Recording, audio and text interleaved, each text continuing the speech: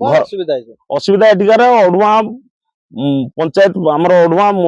खेमेश्वर महादेव पाखर भाया कालंद्री नुआगा पर्यंत रोडटा एस्टिमेट होबारु ए कामटा बंद रखी से माने अन्य जगह को डाइवर्ट कर मंदिर आग दे रास्ता नबा आम कहूँ मंदिर टे दूरता दे नेले रास्ता भल हम एवं आमर भी जगह पड़ू आम भी जगह दवाई एकमत पंचायत को लिखिदेवाई एकमत होचु आम मान कथा न शुणी से मनमखी शासन रे से निजक निज क्या न पचारि से आमर इरम रेड क्रॉस पाखर से रास्ता कर गोविंद जेना कंट्राक्टर ए बाबद सरपंच अवगत सरपंच को आज पचारू सरपंच कहला जे मु जानिकी सेटा मु जानिची से पचारि दिले मते मु आ किछि जानि नै आपनकर ए बाबद रे जो रोड एपर से गोटे जीवार तापरे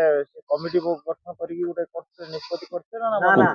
कमिटी गठन करा जायतिला हमर सब मंदिर रे टिके दूरता देकी गले समस्त गां समस्त को रखाई करा जायतिला समस्त जाई रास्ता आग देई गले दूरता दे गले समस्त भाई भल हो बोली कमिटी गठन करा जायतिला एबे से माने आसी कहउतले जे मंदिर आग देकी नबा गां लोक कहले ना दूरता जोटा हमर आगटा कमिटी गठन हेची से आग देकी गले हमर बेटर हो तापर से माने हमन को किछि न जणाई कि से माने रोड टा को डाइवर्ट करी से माने काम करूछन आमना सुरेंद्र मालिक कौन असुविधा है मु 13 नंबर वार्ड मेंबर मु गोटे वार्ड मेंबर सदा कंप्लेन करुच्ची जे मोर गाँ लोक मैंने रास्ता अवरोध होती तेणुक अड़ुआ कालंदी अड़ुआ पंचायत कालंदी मंदिर अच्छी कालंदी मंदिर पाखर टे दूरे की रास्ता नेले आम गाँव मथा गोटे आड़िया गाँटा चली पार अड़ुआ पंचायत भी चली पार अड़ुआ चाषी भी चली पारे तेणुक आम समस्ते आपत्ति करके दूरे की रास्ता देकर गौतम बाबू कतुर से रास्ता पाखर नापी सन्मत देला से रास्ता को कथा मीटिंग गढ़ा रखाई आमको न पचारिक मन शासन आउ गोविंद जेना तार मन मन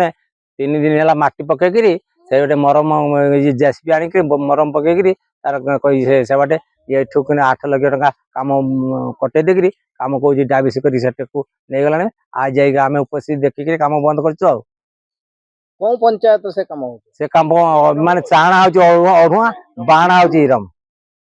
ये बाबद सरपंच अवगत अच्छा ये सरपंच अवगत आज कहला आज आमको आम जानी आज कहला डायबिस कराई कि रास्ता काम हो डाइवर्ट कराई आपण कौन दाबी आमर दाबी रहा से रास्ता काम बंद हो या रास्ता काम न सरिया पते आम अड़ुआ पंचायत ठाकुर आग रास्ता फिटिंग न सरिया पते से रास्ता काम हो पार ना बंद आम सब जाइनु 25-30 जन लोक जाइनु बंद करके आसु।